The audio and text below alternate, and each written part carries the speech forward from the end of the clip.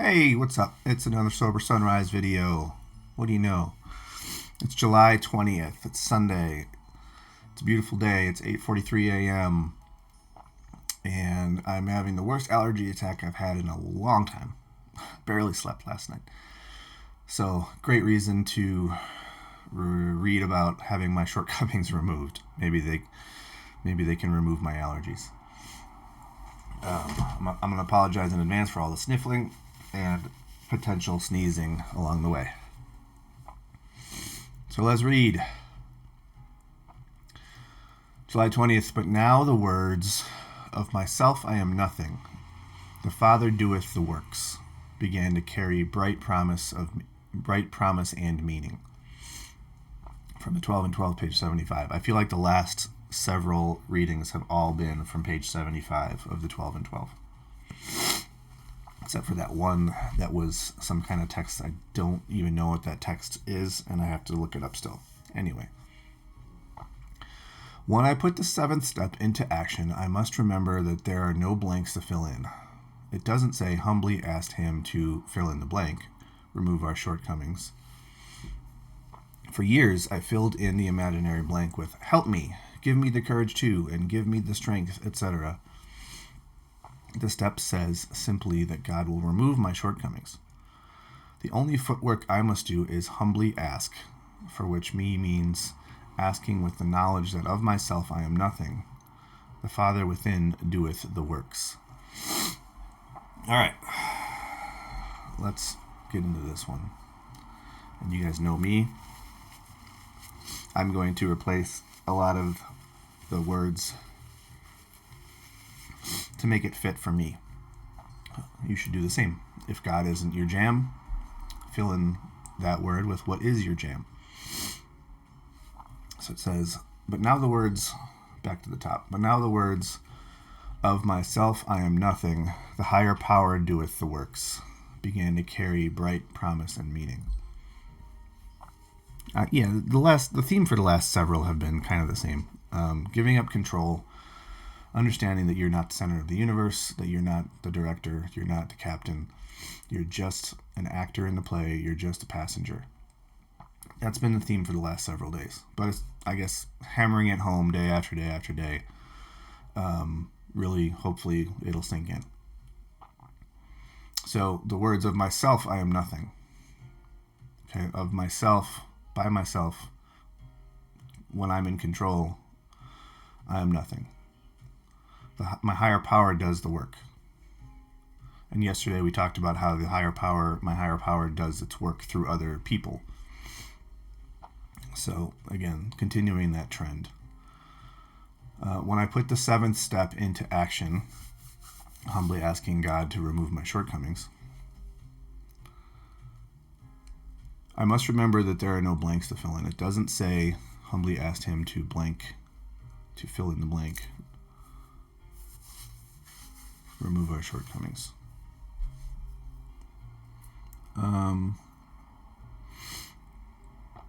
I see. It doesn't. So it's not like you go, we humbly ask our higher power to help me remove my shortcomings. It doesn't say humbly ask my higher power to give me the courage to remove my shortcomings. It's not about me, basically, is what this is saying. Of myself, I am nothing. So for years, filling in the blank with something about me, according to this writer, was what they were doing. And then they realized that they don't need to do that because their higher power, in this case God, will do it for them. If you humbly ask for that. Again, you don't have control of some of these things. You can do a lot of work to set yourself up for success and lay the groundwork for a shift and a transition in your life. But according to this reading, the higher power does the actual work, right? Our higher power gets us across the goal line. So we can, to use a football analogy, put together a really nice drive, call the right plays, execute those plays, and get all the way to the goal line. But we need help getting across the goal line from our higher power, from our God or gods.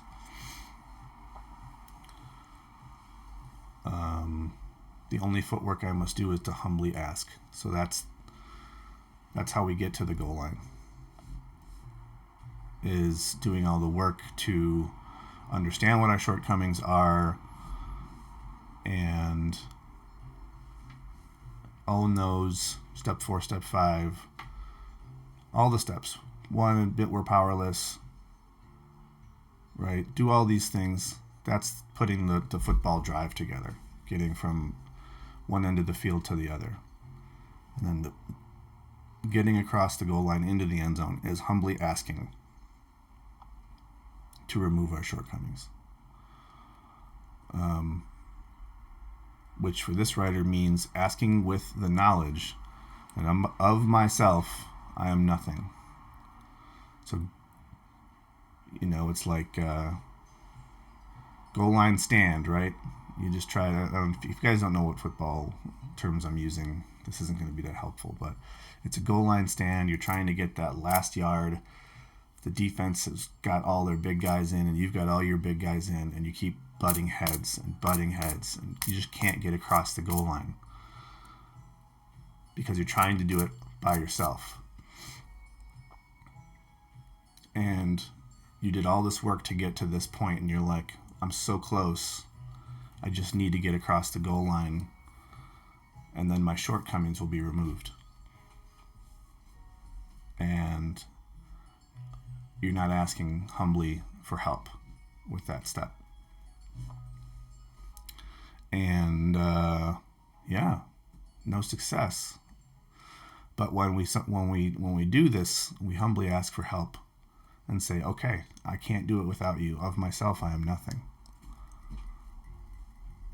I have that knowledge now. I understand that of myself, I am nothing. Without you, I can't do this. Then, with that humility and that knowledge, we are carried across the goal line. Hope that makes sense. It makes sense to me because I feel like I have done it, but it's never done, if you understand me. I've accomplished this, but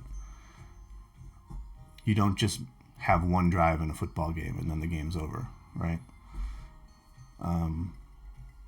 Actually, this analogy works. So, I can get across the goal line, but then the other team gets the ball, right? And if I stop working, the other team gets the ball and they drive right down the field. In this case, the other team is my disease of alcoholism and my shortcomings and my character flaws. And if I don't play good defense against them, they're going to drive right down the field. And it's this back and forth, right? So it's never over. This game is the game that goes on forever. So strap in, because it's a wild ride. To quote, I can't think of his name. One of the famous college football announcers of the 70s, 80s, and 90s. It's going to be a wild ride. So I guess that's really it. I mean, this is a straightforward reading. You're not in control. You can't do this alone. You can get yourself really far by just doing step work 1 through 6. But if you don't sincerely and humbly ask for help to remove these shortcomings, you are going to be beating your head against a wall and wondering why you have a headache. You have to understand that you're not all powerful. You're not going to be able to solve everything all on your own. A spiritual relationship with a higher power is essential. It is required. And it takes, like I said in other videos, it took me 2 years to understand that. So I was doing all these things for 2 years before I truly understood what relationship with a higher power I needed, and how to get it, and what it looked like for me, and what made sense, and to form that trust with that higher power that it's always going to have my back, and I don't have anything to be afraid of. And once I got that, it was a beautiful day. And sure, life's going to keep throwing curveballs and good days and rough days and all that, but I know now that I have the tools to get through those days. And even if those days turn into weeks, right? Nothing that the universe puts in front of me is something that I can't handle, because I have the knowledge that of myself I'm nothing, and my higher power has my back. So I hope you find that, if you haven't found it already. Keep working, keep trying, keep an open mind, keep an open heart, keep trying new things, keep listening to people. Be open to new ideas. Seriously. Be open to things that you thought you'd never be open to before. Try it. What's the worst that can happen? We've already survived our worst days. Hopefully our worst days are behind us. Our worst day on this planet, we made it through it.